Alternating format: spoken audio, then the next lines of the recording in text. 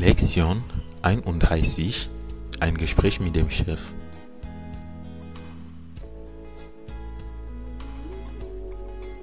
Entschuldigen Sie, Herr Direktor, darf ich Sie einen Augenblick stören? Aber natürlich, mein lieber Schmitz. Was gibt's?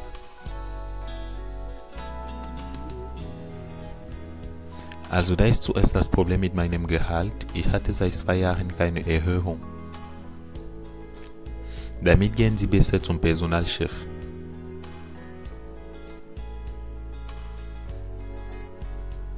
Beim Personalchef war ich schon.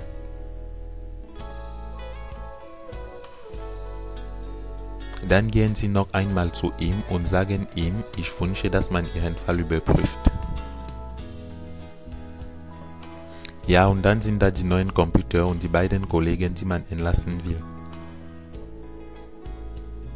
Mit diesen Fragen wenden Sie sich bitte an den Betriebsrat.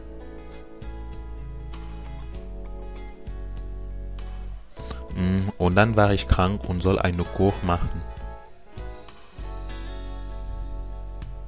Für diese Fragen ist Fräulein Dickmann zuständig. Noch etwas? Ja, und außerdem möchte ich einen Baum vor meinem Fenster. An wen soll ich mich damit wenden? Haben Sie vielleicht eine Idee?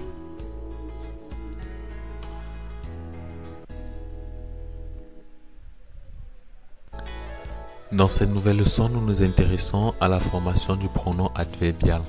Un pronom adverbial est un élément ou bien est un mot qui remplace une partie de la phrase qui est introduite par une proposition.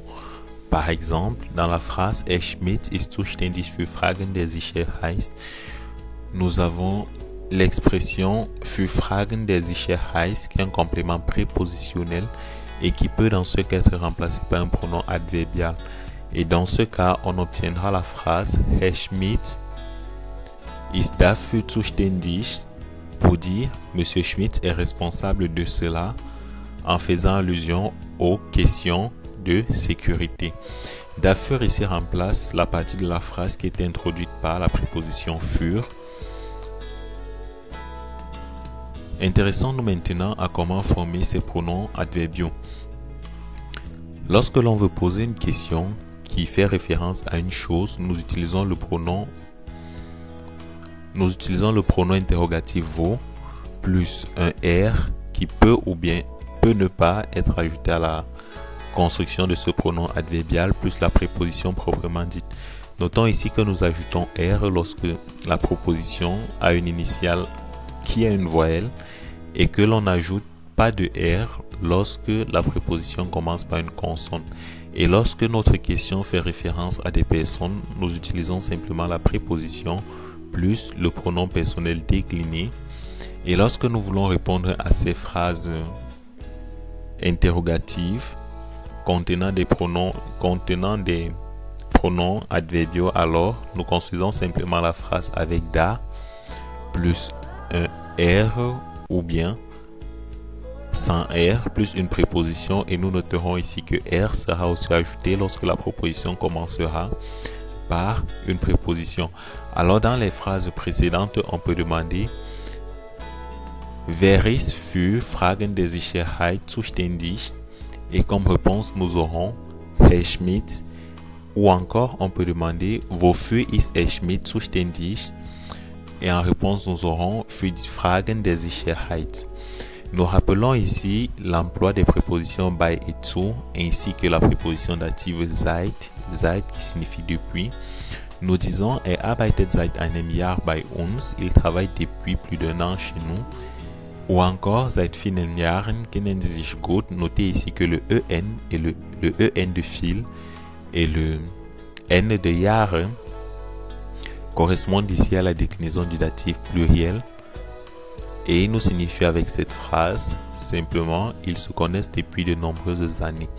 Alors en ce qui concerne zu et bei, les deux prépositions sont des prépositions datives qui signifient la même chose mais sont utilisées dans deux contextes différents. Lorsque l'on exprime un déplacement ou bien un changement de lieu vers une personne, comme dans le cas présent, chef, nous utiliserons la préposition zu pour exprimer notre idée. Par exemple, ich gehe zum Chef, je me déplace et je vais chez le directeur. Ou encore, ich bin beim Chef lorsque l'on veut exprimer un état, une position, un lieu auquel nous nous trouvons. Ich bin beim Chef, je suis chez le chef.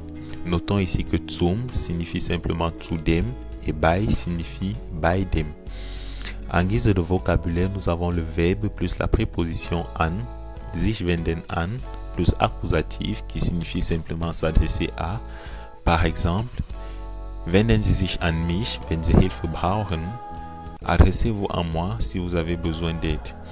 Nous avons l'expression zuständig sein für, être responsable de, compétent pour. Notons ici que les deux phrases contiennent des prépositions et ces prépositions leur sont spécifiques, c'est-à-dire nous devons toujours penser à retenir la proposition qui va avec chaque verbe dans chaque contexte afin de pouvoir les utiliser à bon escient.